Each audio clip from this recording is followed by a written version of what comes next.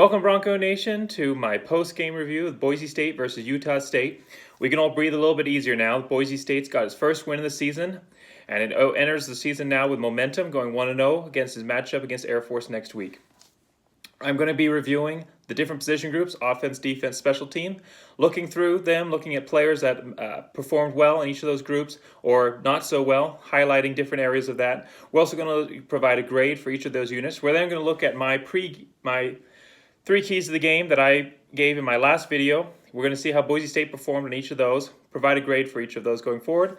And then we're also going to look at Boise State, how their matchup next week, and how it looks for them going forward into the season just a little bit here. So first off, Boise State won 42-13. I think most of you already knew that. And this was a pretty typical Boise State game. You know, we got up a lot we got up early, 28 points in the first half, and then we kind of cooled down a little bit just to give a couple fans a little bit of a heart pulse there. Give us a little bit, grab our chest a little bit and see what the Broncos were going to do, and then pulled it out in the end. All in all, pretty typical what we've seen the last couple of years here, but a good quality win nonetheless. So looking at offense, first off, I want to say that I was incredibly impressed by two things on offense. Number one, the offensive line. An offensive line that returns only one starter from last year.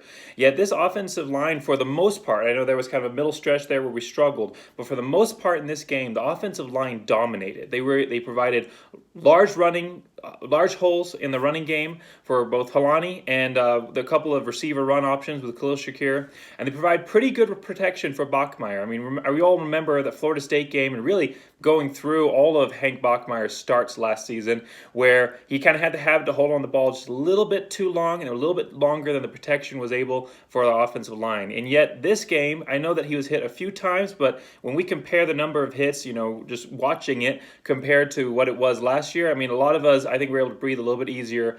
He didn't take as many of those hits that kind of had us catching our breath last year. Secondly, the play calling was incredible. Play calling throughout. The shifts, the motions, the using of the tight ends. I mean, this was a classic Boise State offense that we saw in action today. Boise State had a really dominant performance on offense, and leading the way in that was Hank Bachmeier. Hank Bachmeier went 20 of 28 for 268 yards and 3 touchdowns, and he added a rushing touchdown with no interceptions. This wasn't his best game. It wasn't Florida State where he was throwing bombs all over the place with extreme accuracy. He had a couple of passes that were a little bit off, but for the most part, when required to perform, he did a really great job. And a lot of that was that Boise State took the pressure off him. They gave him the short passes. They gave him the screen passes. They brought in the tight ends. And, of course, George Helani. George Helani had his fourth career 100-yard rushing game with 100 yards on 14 carries and a touchdown. Great performance again by Helani. He also added a receiving touchdown, which was just incredible. Juking, I think he pulled 3 juke moves on the route to the end zone. Incredible performance by George Helani. And then Khalil Shakir, the receivers, 8 different receivers caught passes from Hank Bachmeier, who did a really good job of spreading the ball around. But Khalil Shakir definitely highlighted that with 7 receptions for 123 yards and 2 touchdowns. He also added 34 yards rushing on the ground. Incredible performance overall. Like I mentioned, the tight ends, Smith and Bates added 6 receptions for 60 yards out of that total 268 yards that Hank Bachmeier threw today. Overall, a very impressive performance by the Boise State offense. There were a couple of things that I would like, that Boise State really needs to correct moving forward here. And one of those was the designed runs with Hank Bachmeier. Hank Bachmeier does have legs, and he can run decently well. He ran for the touchdown, which was great. But there were a couple of questionable decisions when Boise State drew up a designed quarterback run, which kind of were very questionable. So the first one that I really want to highlight here is right in that middle section, third quarter, when we're trying to get our momentum back, we're trying to establish the running game. Boise State pulls it out of, I think it was Van Buren at the time, pulls it out of Van Buren. Hank Bachmeier pulls it around to the edge on the quarterback run. Nowhere to go, hits the deck. in that position where Boise State's really trying to reestablish their run game, they're really trying to get that offensive line to push back against the defense. It's better for Boise State to run the ball up the middle in that case.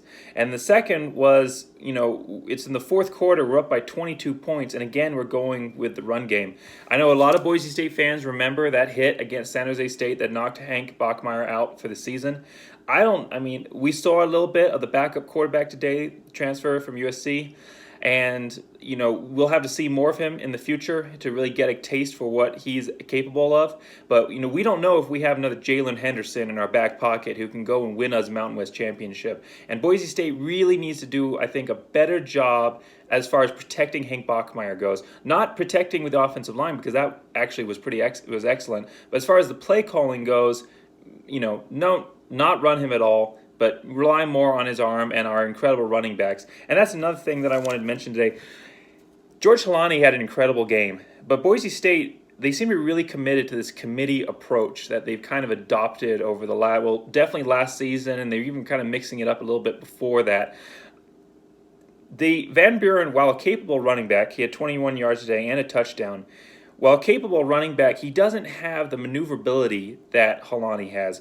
Holani reminds me a little bit of maybe a more powerful Jeremy McNichols, whereas Van Buren reminds me a little bit more of a Jack Fields. He has the power to punch it up, he can get you the yards, but the running game definitely runs better when Holani's out there. And that middle section of the third quarter when we kind of were going stagnant a little bit, saw Van Buren getting a lot of carries, and I think we could have overcome that if we put in our running back who had all the momentum, Holani. He scored a touchdown right there before the half. Incredible catch. I think we should have gone more on him. So overall, I'm giving the offense a solid A. Solid A. Great job today. A little bit of a letdown there in the third quarter, but they came back strong in the fourth quarter, able to put up 42 points. Always going to be an excellent day for the offense. Moving on to the defense today. Defense, I'm giving them a B+. So overall, the defensive effort was very good. Overall, very good. But they definitely allowed Utah State to come back a little bit there. Didn't help that Utah State had short fields with the fumble forced against Hank Bachmeier from the blindside blitz and the onside recovery. Didn't help that they had the short fields, able to punch it in for 13 points. Defense rallied back again and was able to reestablish their presence in the fourth quarter, and they were able to hold them at that point to only one other touchdown, really in garbage time there towards the end. So correction. They were able to hold them to 0 points there in the fourth quarter. So excellent job there by the defense, but it could have been a little bit more dominant throughout. Definitely could have been a little bit more dominant throughout. Only one turnover forced in this game against a quarterback who was a quarterback making one of his first start of the season, and not a veteran quarterback for sure, as far as has seen extended playing time with this team. We did have the one interception. Tyler LeBoeuf, his first career interception, so congratulations to him. But definitely a solid effort by the defense today, and I think that if continue to improve, continue to going forward here, I think the defense is going to have an excellent job the rest of the season out. One of the things that I noticed from the defense is it really was a total team effort. Going back to DeMarcus Lawrence, Boise State's always had that one defensive player that's been kind of that dominant presence, that the focus has been on that one player. He's been going in, getting all the sacks, getting all the NFL hype. We had Lawrence, we had Conley Carrere, we had Leighton Vander Esch, we had Wheeler, all taken in the drafts.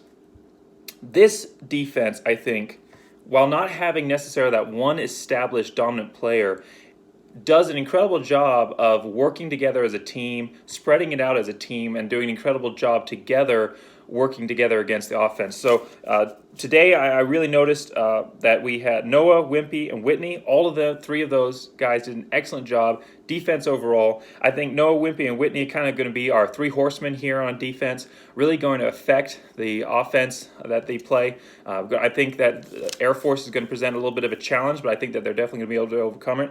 And I think we definitely have some incredible cornerbacks in Jalen Walker and Avery Williams, who, though they didn't have interceptions today, not very many pass breakups, did an incredible job for the most part of really locking down the coverage. So this is a Boise State team playing against a Utah State team who, again, lost Jordan Love, one of their record-breaking quarterback, went to the NFL early last year.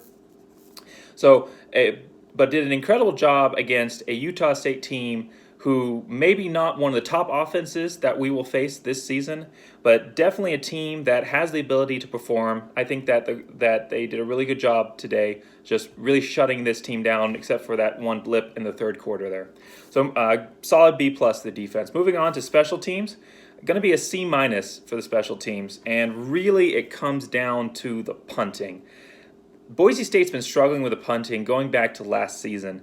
And it's not that Joel Velasquez doesn't have the leg. I mean, he does. He kicked a 71-yarder, which definitely, I'm just going to say it out right now, definitely touched the hand of the return man. That should have been a touchdown. Very bad call by the refs right there. But that was a 71-yard boot. But what he struggles with is consistency. So he had a 71-yard punt, but on 4 punts today, he averaged 23 yards. And the worst of all of them was, of course, I mean, it's already blowing up on social media, is the punt into his up man that ended up bouncing backwards for a negative 32-yard loss. Boise State's defense was able to come through. Boise State's offense performed exceptionally today. Both of those things managed to get Boise State out of here with a win. But when we're playing other teams, I mean, I'm thinking about Air Force, who I know had a difficult loss today against San Jose State, but Air Force, BYU, those teams down the road, they're not going to give us those second chances that we got today because of their incredible defense and offensive performance. Not that we can't compete with those teams, but it's going to be close. And we're going to need everyone performing at their best. And I think that Joel Vasquez is definitely going to be watching the tape tomorrow. And he's going to know that he can do better. And we've seen him, after bad performances, come back performing exceptionally well the next game. I think that we're really going to need to see that if Boise State's going to want to have consistent success. And that's something that, Boise State has always prided itself on the special teams, carrying the hammer, that we put our best players on special teams. I mean, I remember our Austin Petters blocking the punt against Virginia Tech. We really need to make that the focus again. I mean, that needs to be the core and root of Boise State pride, is the special teams. And I think that if we can put that together, we can be a very, very special and competitive team this year. Overall, the rest of the special teams, really a non-factor today. The freshman kicker, he didn't. Jonah Dalmas didn't attempt any field goals today, but he did go 6 of 6 extra points. Didn't miss any there. Returns, really a non-factor, 16.3 average, long of 22, 1 punt for 2 yards, and return coverage allowed a long of 25. Really a non-factor, did a pretty nice job in that overall, but the punts really, really hurt, allowing Utah State to set up with short field position, which maybe a more capable offense would have taken advantage of. Okay, so we're going to review the 3 keys to the game that I set up on Thursday, I think it was, I put up my video. So key 1 was to play discipline and limit penalties. Incredible job. A+. 2 penalties for 14 yards. That's it. No pass interference calls on Boise State. No egregious holding. There was a false start. And I don't remember what the second penalty was, but again, it was only for 14 yards. Incredible job. Boise State came out well prepared for this one, which really were my two keys wrap into that, is just coming out well prepared. And again, a lot of that has to go to the credit of the offensive line coach and the offensive line. Again, mostly new starters in that position, besides one returning starter from last year. I expected there to be holding plays. I expected there to be false starts, delays of game, bad snaps. It was an incredible performance overall. And if we can keep that offensive line play, and that's something I wanted to mention. So when I said that this was a typical Boise State win, what wasn't typical about this Boise State game, being an early season game, is that the offensive line actually played and did an incredible job. So Boise State, we have good offensive line play, but generally that happens towards the mid to end of the season. That's when the O-line kind of merges, establishes itself, starts getting the protection better, starts forcing the ball down the throat of the defense. That's when the offensive line melds. But the offensive line today came out swinging. I mean, they came out and played an incredible game. If we were going to give an MVP award to one position group today, it would be the offensive line. Incredible performance. So A+ on key 1. Key 2, make the tackles. wow, what a great job. I'm going to give them a B plus just because there was that phase in the third quarter where Utah State definitely pounded ahead after contact for yards and touchdowns that they shouldn't have. But overall, coming out the gate, first half, incredible performance. Fourth quarter, great performance on tackling. The coaches were talking about how they were emphasizing it, and they were really doing hitting in practice, and it showed. Incredible job. That's going to play big dividends going up against Air Force next week. Option team always has Boise State's number. Always a tough game. Even regardless of whether Air Force is going 10-2 or 6-7, that Air Force game is tight. Doesn't matter. So I know they lost to San Jose State. Doesn't mean that Boise State can slack off on them. Who knows? San Jose State might actually be a really good team this year. But that tackling is going to become in key, and it definitely impressed. They definitely impressed today. Key 3 was take the pressure off of Bachmeier. Going to be A-. Great job. A- overall. I think that I'm taking a couple of points off there for kind of putting him into those dangerous situations with some of the unnecessary quarterback runs when it wasn't really necessary within the game plan, the way that Boise State had been playing up to that point. But like I said, working in the tight ends, the short throws, working in, pushing Halani, pushing Van Buren, getting the running game going, throwing in Khalil Shakir. Incredible job of taking the pressure off of Hank Bachmeier in a game where he played well, but it wasn't his best performance. He was a little bit rusty out there, but because there wasn't a ton of pressure on him to necessarily go out there and win the game by himself, he was able to settle into himself, get those throws out, had a couple of very nice, accurate throws, and I definitely think we're going to see him really kind of start to heat up here as the season goes on. So really sensational job. And another thing I didn't mention during the offense, I kind of want to go back, is that Hank Bachmeier did a great job of, for the most part, of sliding and avoiding the hits when he could. Maybe for the touchdown, don't want to necessarily see him diving in there head first. He could probably stayed upright on that. You don't want to risk that. But overall, play wasn't there. He wasn't forcing it. Much smarter coming in here. I mean, already a smart quarterback, but you were kind of seeing that sophomore jump. And I definitely think next week, after having a game underneath him, game film to study, we're really going to see a big step forward next week against Air Force. So that was the 3 keys. Play discipline, limited penalties, A+. Key 2, make tackles, B+.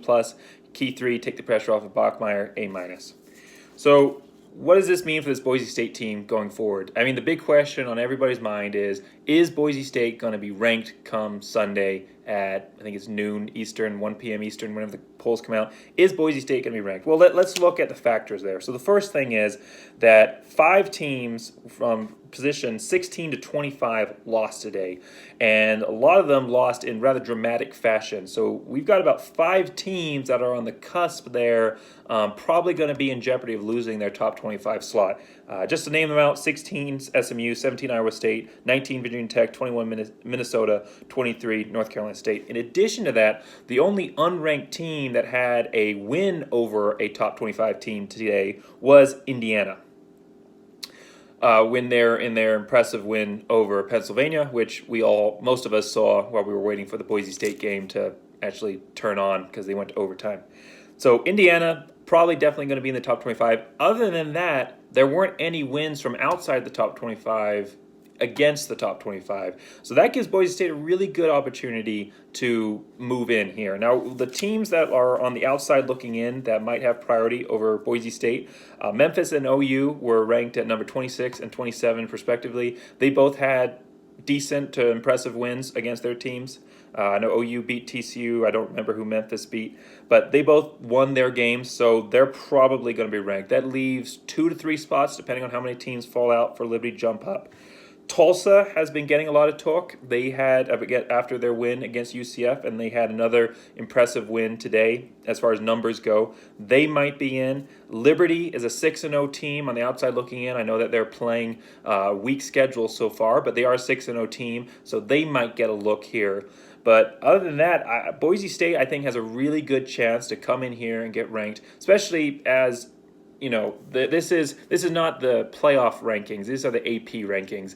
And part of the AP rankings is they like to create good matchups. And something I've noticed in the past is a team that you wouldn't necessarily think deserves to be ranked, if they can kind of create that big hype game, they might rank them because it will keep, the ratings and everything else there's the AP poll. There's a lot of bias that plays into that. So Boise State's coming up to play BYU. Had a very impressive win today against Texas State. Very impressive win against Texas State.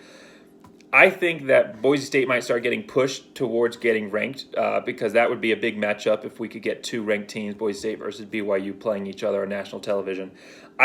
Personally, I think Boise State deserves to be ranked 23rd.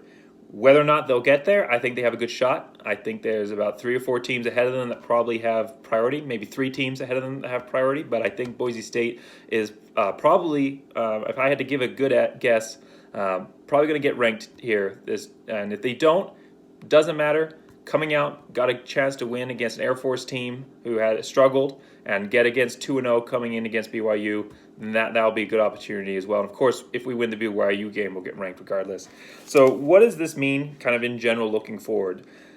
Cincinnati had a big win over SMU today, and that was important because in all truth and honesty, the winner of the team that goes to the New Year's Six Bowl from the group of 5 is most likely going to be a winner of either the American Athletic Conference or the Mountain West. In the other conferences, you talk about strength of schedule, they really just don't have it. I mean, you'd have to have, I think, a Mountain West team or an AAC team with one, maybe multiple losses, and an undefeated champion from one of the other conferences. And as far as that goes, I think Coastal Carolina and Marshall are the only other 2 group of 5 teams from non-AAC or Mountain West conferences that still have a shot at that. So it really is coming down to the AAC or the Mountain West. Now, if we're talking about an undefeated champion from one of those conferences, at this point, I think the AAC would get that nod. There's a couple of reasons. They play more games. They're playing on average 11 to 12. I know a couple of teams in there have had games canceled, but about 11, 12 games, whereas the Mountain West is playing 8, hopefully. I mean, we've already had New Mexico get a game canceled and Colorado State, but about 8 versus 12. So there's only a number difference. Then also the AAC, there's a lot more, they play on the East Coast. There definitely is an East Coast bias when it comes to the rankings, and the rankings in effect the idea of strength of schedule and notoriety, and that all kind of affects as well who's seen as the best team coming in for the New Year's Six. And then the third reason is the AAC actually plays teams outside of their conference, so they have a little bit more of a barometer there as far as what can be measured against them on how good they really are. So what I'm basically saying here is that for Boise State or any Mountain West team to get into the New Year's Six, they need to be undefeated and have an AAC team, all AAC teams to have at least 1 loss. Well, we're looking at the schedules going forward. Cincinnati beat SMU. That was huge. That was huge for Boise State. If SMU had beaten Cincinnati, the only other major team that SMU plays this season is Houston. Cincinnati beating SMU today meant that, if SMU had beaten Cincinnati today, if they get by Houston, they would have probably run the table. But now they have a loss in their schedule, and they're not necessarily a threat factor. Cincinnati, however, next week, they have to play Memphis. Then they also have Houston, they have UCF, and they also have Tulsa at the end of their schedule, which final game of the season could be a little bit of a matchup there. So I'm seeing 3 to 4 opportunities for Cincinnati to lose. The truth is, Boise State, obviously, if Boise State doesn't run the table, go undefeated, it's out of their control at that point anyway. So that's the priority. Focus on that. But when we're talking about does Boise State have a shot at a New Year's Six, I think they do. But they need the AAC team to lose Cincinnati, the last undefeated AAC team, to lose one game for it really to be completely in Boise State's controlling their own destiny out. So that's kind of the outlook here. Boise State plays Air Force next week. Again, Air Force had a loss to San Jose State. They were without their 2 main running backs in Remsburg and Roberts. Lewis, kind of the third string back there. He couldn't quite replace the losses there. If Air Force returns Remsburg and Roberts for Boise State, could be a completely different team than that just lost at San Jose. Boise State can't get complacent. I don't think they will. Air Force is always a tough matchup. I'm going to be laying out my 3 keys to the game and my review. Look for that probably Wednesday or Thursday, kind of my review for that matchup. I think that this is going to be a very exciting season for Boise State. I'm very happy with a 42-13 win. I think that's a nice statement win against a decent to pretty good Utah State team. We'll see how it goes down the road. I'm very excited for Boise State this year. I think they're going to do a great job. So thank you for listening to my keys to the game. As always, if you're not a member of the Bronco Nation updates page, make sure that you join. We just hit 8,000 members over the summer. Great group to really join with other Boise State fans as we root on our Broncos. All right, go Big Blue!